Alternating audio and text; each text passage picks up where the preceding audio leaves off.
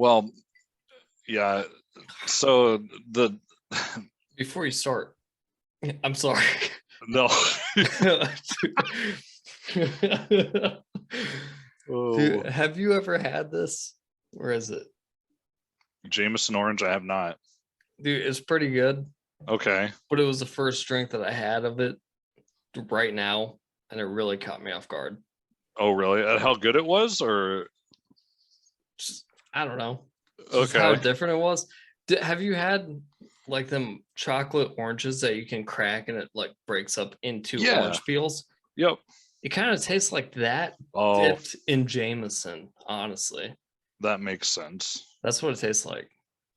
That And makes sense. and I had been drinking something else until right when we hit record, and it definitely caught me off guard. But yeah, buy one of these tiny bottles and not. I don't even know if they sell them in fifths. They probably do. But Yeah, I've only seen the probably. little shooters of them. Worth trying. I wouldn't drink a whole bunch of it, but anyways, go for it. Yeah. So, one of the things in recent years, I guess, because it's been years now, right, since the whole COVID thing started. Um, it's made everyone's life stressful, and like especially for uh, people in their jobs. And like I would say that with my job for what I do, and I'm not going to get into detail what I do because it's not going to make sense to anybody what I do.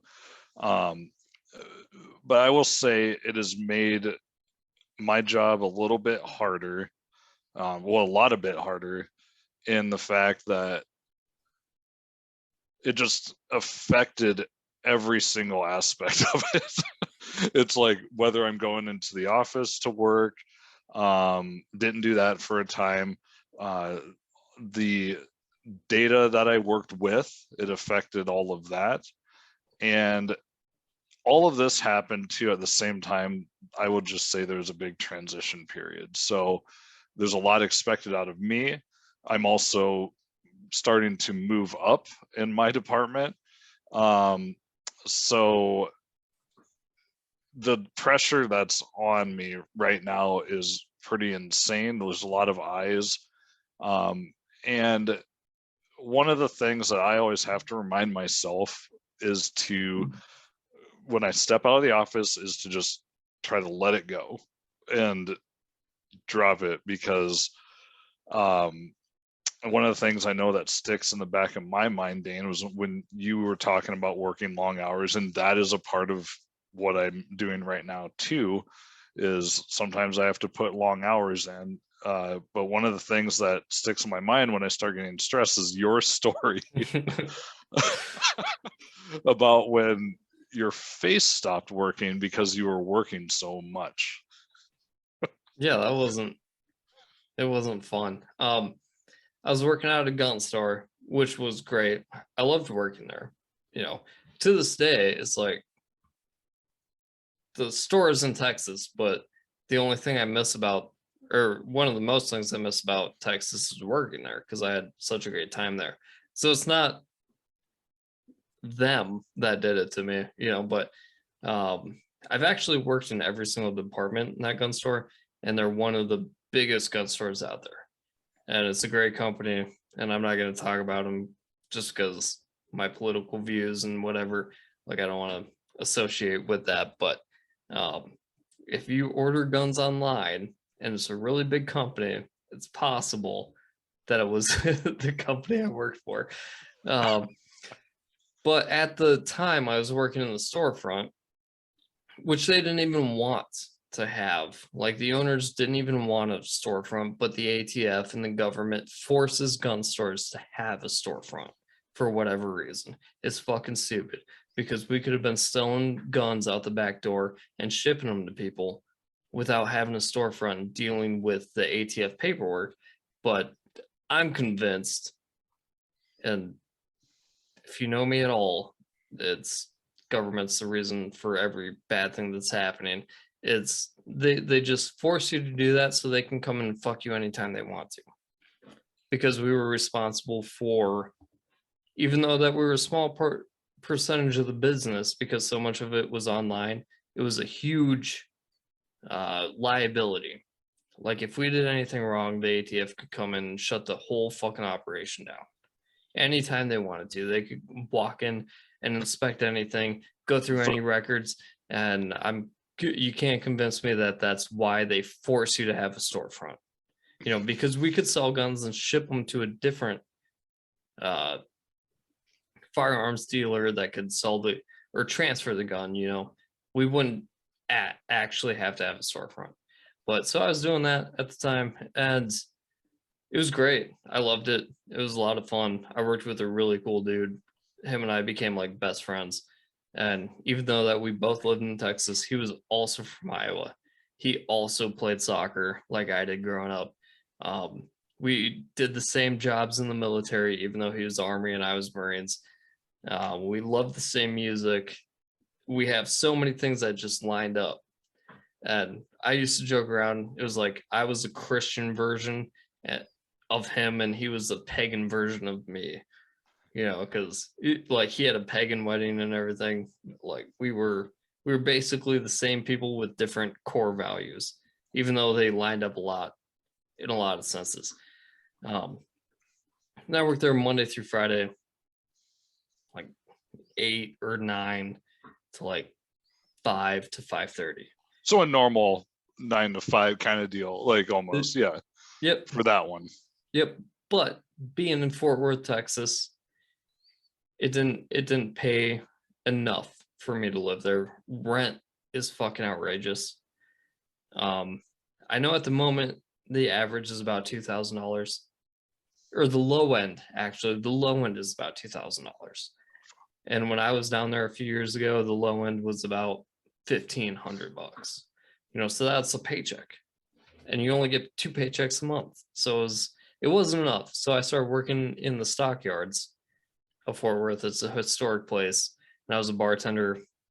Well, when I was working both jobs, I was a bar back, and then I became a bartender. But I ended up working like 60 to 100 hours a week for 9 months straight. And throughout that entire time, I think I had 4 days off. My own choice, because I wanted to take care of my family. I wanted to provide for them. I was enjoying getting all that money, because I was making a lot of money doing all that, but I would work Monday through Thursday, like 8:30 to 5:30. And then Friday I'd work from like 8:30 to 5:30, and then drive down to the stockyards. And then they let me get there late because they knew my situation. And then I'd work until like 3 o'clock in the morning because I was at the bar. And then I'd wake up and go back at 2 o'clock in the afternoon, and then work until 4 o'clock in the morning. And then sometimes I'd have to be back at the bar at 11:30 in the morning for events or anything. And if there wasn't events, then I'd just do emails for the gun store. So I did that for a long time. And we just had our daughter. And that was kind of the reason why I was like, well, I need to make more money, because now we have another mouth to feed. We need more resources coming in to take care of our family. Yeah. And one day, dude, I was standing at the gun store like 8 months into this, and some guy walks in. It was kind of a slow day, some guy walks in, and my face is like all the way around here. It just went completely numb, and it was hard for me to speak, but I could still talk correctly. And I was like, what the fuck is going on? And I helped him. I transferred the guns to him, whatever. And I was the only one in the storefront at the time. And I was just like, something's fucking wrong with me. And I started talking to people. And this old guy that worked there, I talked to him quite a bit. And he's like, oh, maybe you have an allergic reaction to something. So he gave me some pills. And I'm not somebody who takes medicine a lot of the time. Was it like a Benadryl or something he gave you? Something like that? Yeah. Yeah, so he gives me something like that, and then Zyrtec. Yeah, I don't even know what it was, dude. But I was like, I have to go home. I don't know what the fuck is wrong with me. I gotta go home. So they let me go. I was falling asleep the entire time on my way home. It was like a 40-minute drive. I'm like passing out at the wheel. But I went home early, so I was like, I'm gonna go take a nap. And then I'll set my alarm for 6 o'clock when I'm supposed to go over to the babysitters and pick up my kids, you know. And this it's like noon. But the medicine he gave me just knocked me the fuck out. Well, probably Benadryl if it, yeah, because that knocks me the fuck out. I woke up at like 8:30 at night to my wife calling me. And I'm like, oh fuck, I was supposed to pick up the kids like 3 hours ago, dude. Oh, And I never told the babysitter I wasn't gonna be there. You know, so I went and got them and I kind of explained what happened. And she was fucking amazing, you know, so it was no issue. And then the next morning I woke up super early, went to the gym, and my face was still numb. And it was like it was just hard for me to talk or anything. And I text my general manager. I was like, dude, I need to go to the fucking hospital. Like, I don't know what's going on. And I called Jess and I was like, you need to give me a doctor's appointment because I don't know what's happening. And I made her go with me and they did some tests and they're like, well, you don't have heart issues, you don't have this, you know, they did all sorts of tests on me. And then the doctor's like, are you under a lot of stress right now? And my wife just started laughing, you know. And then we kind of explained the situation and she's like, and you're at the gym this morning? It's like, well, yeah. You know. And her only advice is like, you just got to quit a job. You've put your body under so much stress that the nerves in your face are just freaking out and malfunctioning. And for months and months, even years, and even to this day, if I get angry enough or stressed out enough, it'll still tingle and it'll still be weird around, like in the circle right here. wow. So it totally affected, like maybe even damaged like My nervous some system. nerves. Yeah. Yeah. And That's crazy. when I tell people about it, they're like, oh, you had a stroke, you have Bell's palsy. And it's like, No. no, I did not. I was like, I just was under so much stress that the nerves inside my face malfunctioned. Yeah, Bell's palsy. I've had Bell's palsy. Yeah, and what I had was not Bell's palsy. What you're describing is not Bell's palsy. Bell's palsy is like a super rapid onset. Like it seems like yours, like it came on, but you didn't really know what it was right away. Like almost right away, I knew. I was like, oh, half my face is numb. It's probably not a stroke because I know when mine came on, I saw that like my eye wasn't blinking, like my mouth was drooping. I was like, what the heck? And and nothing like that. and I go, okay, my name is Luke Reingert. I was born blah blah blah. And like I was like, and okay, you were probably wrong not a about stroke. all of it. Yeah. Yeah. And I was wrong about all of them. I was like, oh, okay, so probably not a stroke. But yeah. It's like the inside of my mouth and my tongue were tingly and numb. And I don't know if that happens when you have Bell's palsy. But it was just like, what the fuck is going on? And I could still speak and everything, so I was kind of calm about it and didn't freak out right away. But like once it starts up again, I definitely have to manage what I'm doing and slow down and just try to make myself not stress out because like I don't want that to pick up again. Like it would go away for months and then something crazy would happen. And then it would just be right back up there where my face was numb for fucking 2 months again. And I worry about that too, because once you get that damage, I think that stuff like that, like stress could probably kick in whatever damage that I had too back into gear, because I can still feel like my side of the face is weak. Like once in a while I catch myself having to like almost like stretch my face if that makes sense. You get stressed out and your left side just starts drooping. You're like, yeah. They're like, try to get it back. Luke, why the long face? Oh, it's because my head's so huge. Got to stretch it out.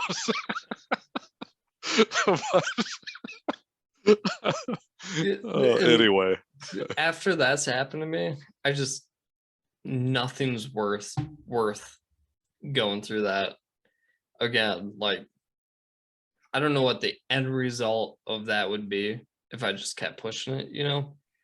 But now that's definitely in my head where it's like, dude, I was killing myself for 2 companies that I loved. Like, I knew the owners personally, and they're great. I have no complaints about them whatsoever.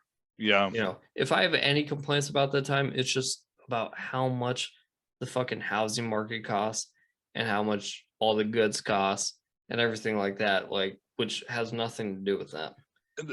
I have a question for you. When this was all happening, did you feel stressed out other than the fact that you were like tired, obviously physically, but like mentally, were you like sometimes were you like, oh, this is like too much, or were you kind of going about it like, oh no, okay, I guess this is just what I have to do right now, and you know what I'm So saying? yeah, yeah, for sure.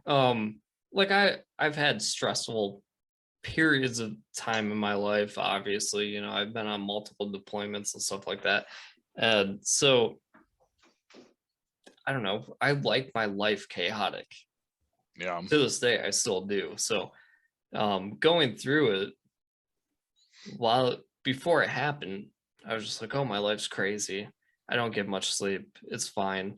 Like it's just something that I have to do right now to get my money or my family money and stuff like that. But after that happened, the initial time where my face fucked up and the doctor's like, you just have to quit a job. Well, right before that happened, the bar was like, hey, we would like to hire you and train you as a bartender and you work here full time. I was like, okay, so my way out of working 2 jobs is becoming a bartender in the stockyards and working full time. So to be able to do that, I have to train as a bartender.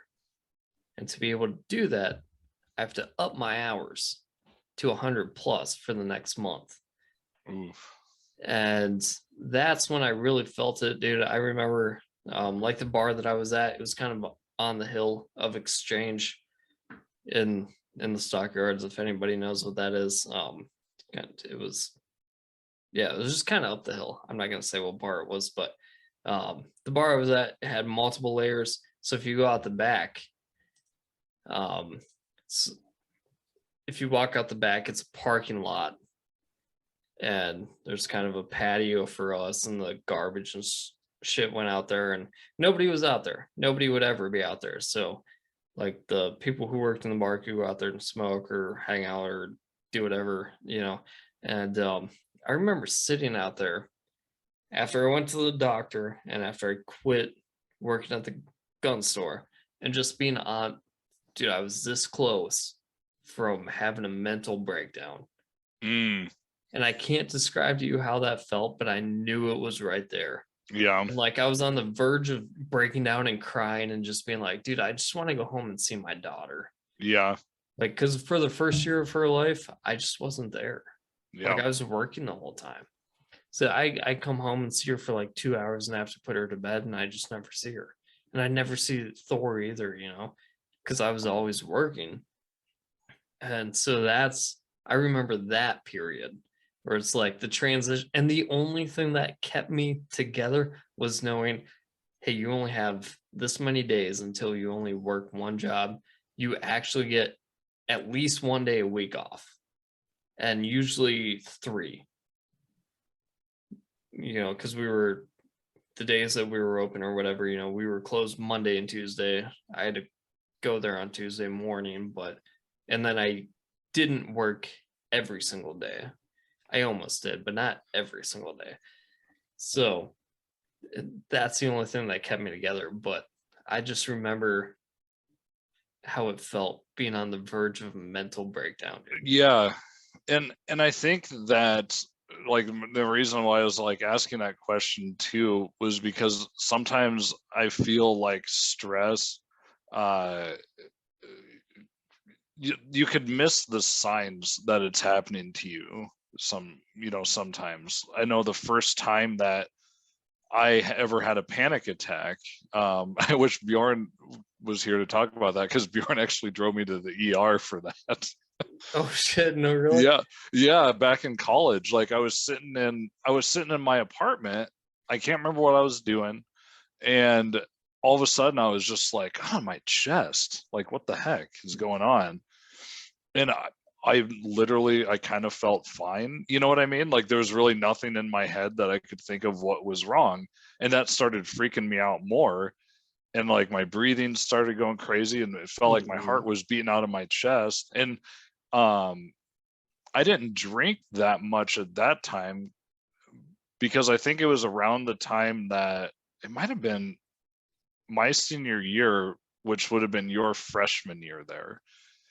And it was at the very beginning of the school year. And I remember just sitting there, I'm like, I think I need to go to the ER. Go to the ER. And I remember the doctor asked me, are you under stress? And I kind of stopped and because they ran all the tests, and I stopped and thought about it, and I was like, You don't wait a even know minute. how to answer the question. Yeah, I was like, hey, maybe, because there was a lot going on right at that point in my life. Like school, my senior year in college was starting up. Megan and I had just gotten together the year before. She had moved to a different city to start college, so that was on my mind too, you know, missing her and all that. Just, you know, I think that there was just a lot on my head that I wasn't considering, and making myself take time to relax and just sit back and chill.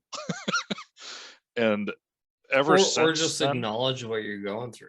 yeah, exactly. And As and dudes, we're supposed to just be fine no matter what's going on. Like, yes, and to an extent, I agree with that. Like, I think men should handle their shit correctly.